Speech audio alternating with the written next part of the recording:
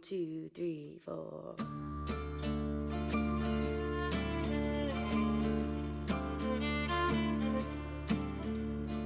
One-legged Roger and his one-legged mother lived in a house in downtown. How are you, sir? I'm good. I appreciate you helping me here. Yeah, man. Glad to do it. How are you?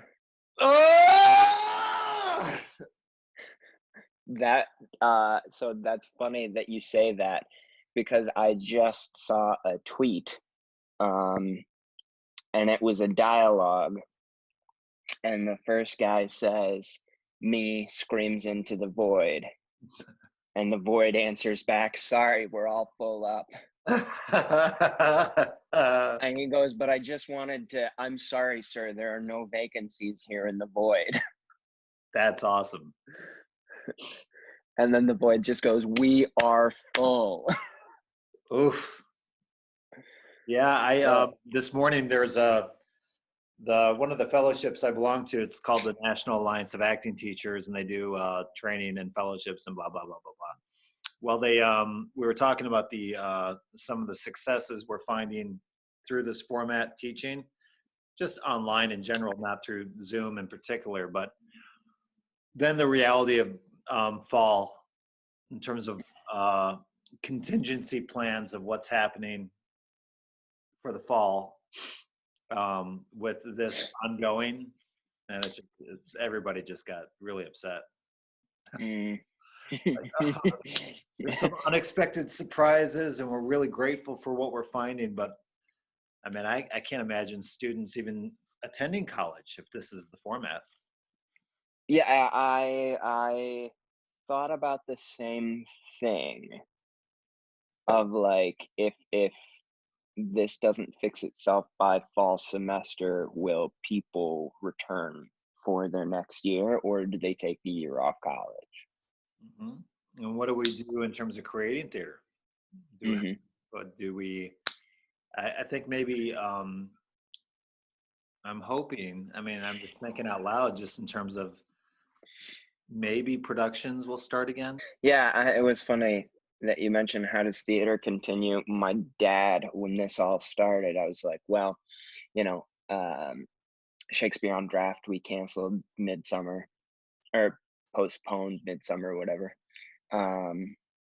And I was like, yeah, and all my murder mystery work dried up. And he's like, well, isn't there a way that you guys can get together and like do something?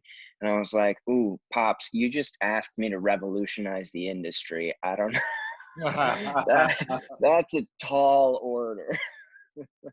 Well, that's the thing, though. There's someone out there who's coming up with an idea now that's going to, like, maybe this is part of it. I mean, that's why I'm happy with, this is kind of built for an interview sequence. Mm-hmm. Yeah. So I'm having this, basically I've wanted to do this like with a series of talks on my YouTube channel, just as a way to maybe possibly young actors would come. But now it just seems like an opportunity of doing something, one, for my students, and something that I would be interested in. Or when I have the conversation, to lean with that in terms of like, what am I interested in with the person that I'm interviewing?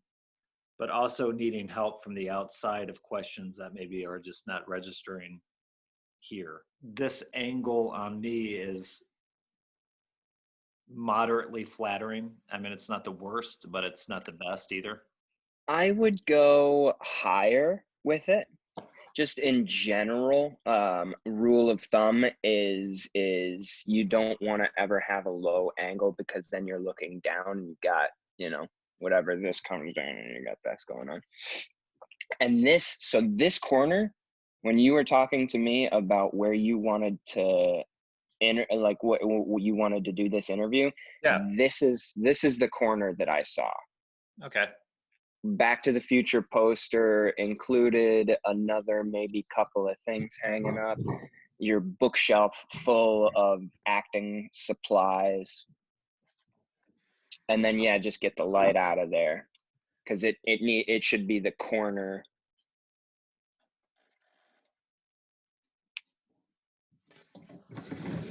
corner of that wall. Yeah.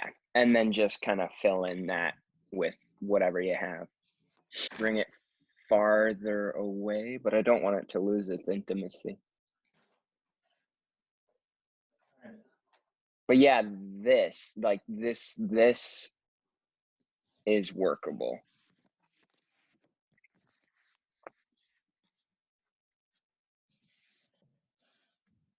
Yeah, and you've got good light. And I guess this is a place in your house where even if it's not daytime, that light, yeah, that looks good. And the Back to the Future is personal. Like, it's a good.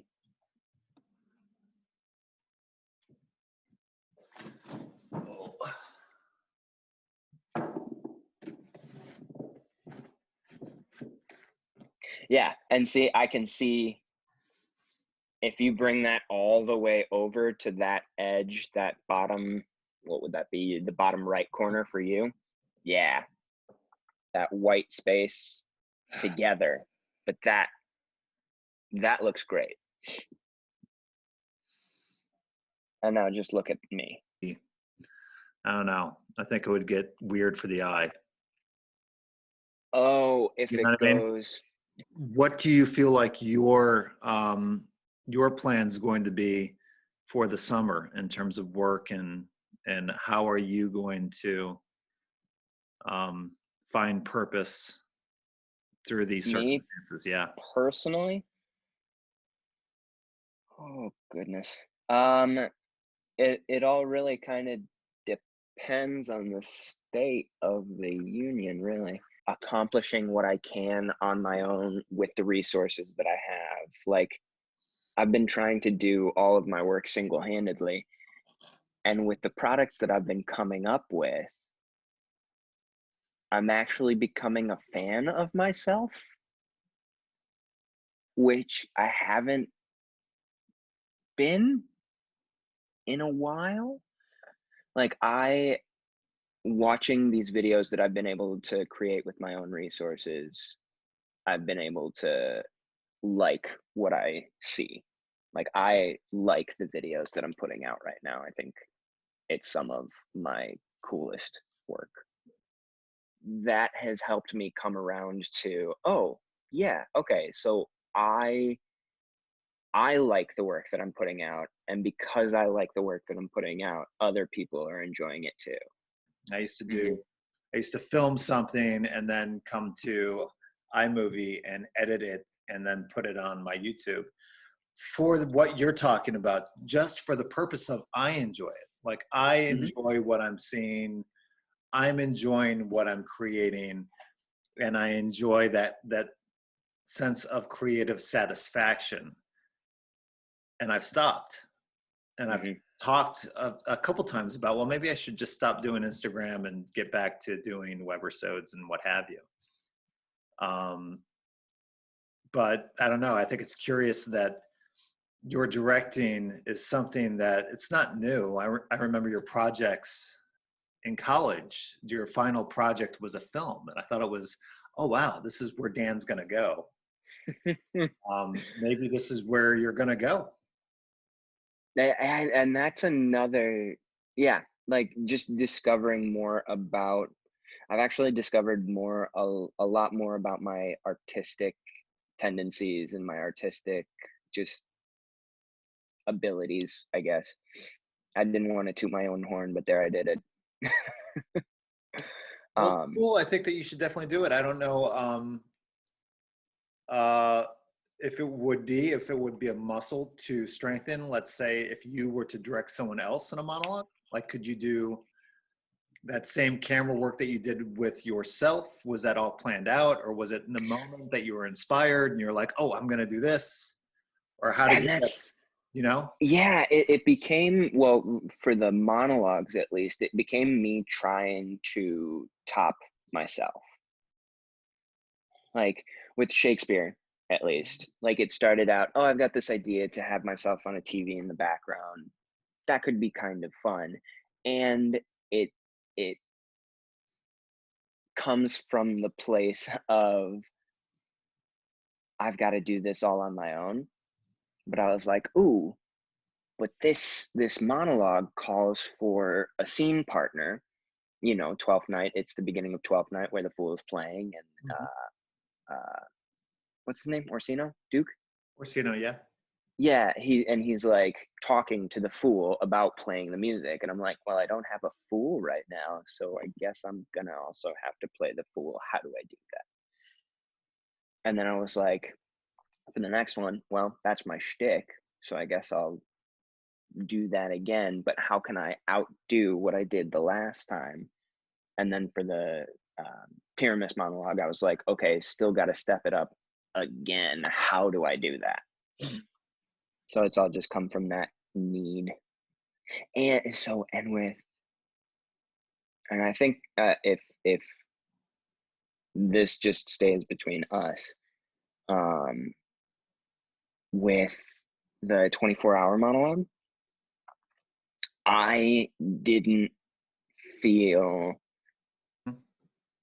it felt like, again, but it didn't feel like it was written. That's cool. Yeah. And it is, in quarantine, you are very much single-handed. You are on your own when it comes to your creative process. But the work has to be on most parts your own. Yeah, it does. Last night I watched Black Nerd, Dad's Garage's production that they did last year, and it was cool because there was two actors in the project that I worked with in 12th Night who were primary scene partners to each other, but in 12th Night didn't share. I don't think. Oh, they did share one scene together. They had a fight scene together, John and Avery. But in Black Nerd, they were primary scene partners. They were best friends. Mm-hmm. And I didn't know about that relationship. I mean, I would never have known that they did something. It would be like, I don't know, us doing Foxy Widow and then doing another production with people, random people. Maybe Midsummer Night's Dream for other people that didn't know us was a little bit of that experience, But I thought it was a really cool experience watching their work along with a group of people on Twitch watching and commenting about the play in retrospect. And I thought it was really touching. I was able to come in and out to the play. I was able to go out to the campfire, walk Jacks, but I had it on the entire time. Mm-hmm. And I was like, yeah, I guess, in the absence of going to the theater, how do theaters, coming to you. there? What do you do? So I'm still thinking about, like, a lot of my plans are still geared towards this idea of doing either a class together or a play. And I'm trying to figure out, like, well, shit, what if that doesn't work? I guess just Webersodes and I move back in with my folks. So I am virtually going to my first play, like my first virtual play on Monday, and I'm really interested to see what comes out of it. Who's this? Shakespeare on Draft. Okay. They are doing Romeo and Juliet. And it's going to be so interesting because they've got people playing multiple roles, multiple parts. So I don't know how they do it with wardrobe and all that. And it's going to be interesting to see a Romeo and Juliet without touch. Gotcha. Because touch is a huge theme in Romeo and Juliet. And palm to palm, Holy Palmer's kiss, all of that. But yeah, it's gonna be very, very interesting. Yeah, just put your hand on the other side of the screen, or can you match it mirror? Do the other side. Is it this one? Yeah, and there's the dynamics of what you can try to accomplish through this, what you can't Mhm. do, has been interesting dynamic of how to have intimacy through Zoom. Yeah. Yeah. And when I saw Romeo and Juliet, I was like, that's quite the choice. It's quite the choice. But yeah, I'm going. It's happening on Monday, so I'll be there. How do you? What do you do? Do you just are you going to be online watching I or? can send you the link. I think it'll be a Zoom. Yeah, send me the Uh, link. I would love to check it out. yeah. So all of my cousins and stuff are also watching with me. So Are you staying in Atlanta? yes. Yeah, and I think I told you this. I lucked out. Like I applied for an apartment and then the apartment They fell denied through. your roommate. Yes. And the apartment fell through and I took a step back from looking for an apartment because of that. And when I did, that's when all of this stuff started happening. And I cannot imagine where I would be right now if I was also paying rent and utilities and all of this stuff when all of my income is dried up. So I'm very, very grateful. My cousin and his wife are taking very good care of me. Um, like making sure I eat and, housing me, of course, and bringing me, making sure I go outside and go for walks all the time. And like they're making sure that I'm not losing it here, That's awesome. mentally or financially. Yeah. Yeah. So you think this is good to go? I wonder if I have an idea. Let's see here.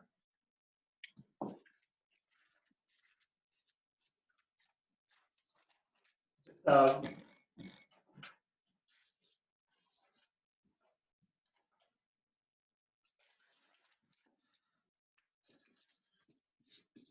just real quick, but maybe something like it.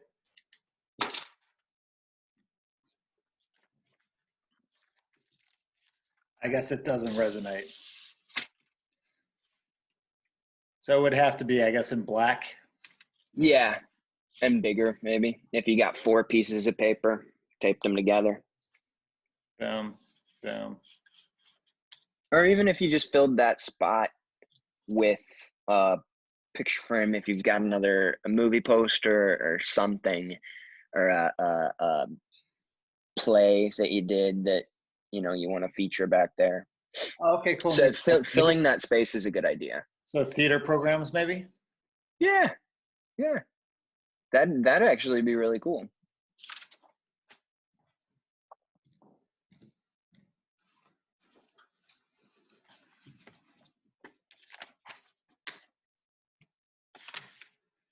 Mm-hmm. So it looks like it's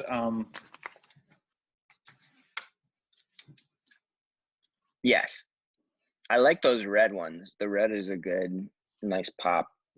Yes. Mm-hmm. that kind Yeah, something like that. That looks great. of cool. Well, I'll spike this. Good. Please do. Awesome. Thanks, Dan. Yeah, absolutely. Hey, I love you, man. I'll love talk to you. Talk to you soon. And I will send you a Zoom link for Romeo and Juliet on Monday. please do. Do you have any questions off the top of your head? What to ask? I'll send you an email, and maybe you can send me a couple questions to ask. Yeah, I mean, let me And know who the guest is going to be and kind of what their shtick is. my first two are Jeff Watkins and David Kersner. Oh, Kersner. Oh, that's going to be cool. Yeah. It's a lot of like founding, like how do you found a company? Yeah. And artistic fulfillment for Kersner at least, different roles, and Jeff, I guess, too, like artistic fulfillment as the artistic director versus as an actor, and with Kersner as a teacher versus a founder of a company that's doing well versus, actually being involved in a production at Yeah, that company or outside of the company. Yeah. a great question, actually. I'll write that down. Yeah. Cool, man. Well, I miss you a lot. I will see you soon, Hmm. and we'll keep talking. Sounds good. 1, 2, 3, 4.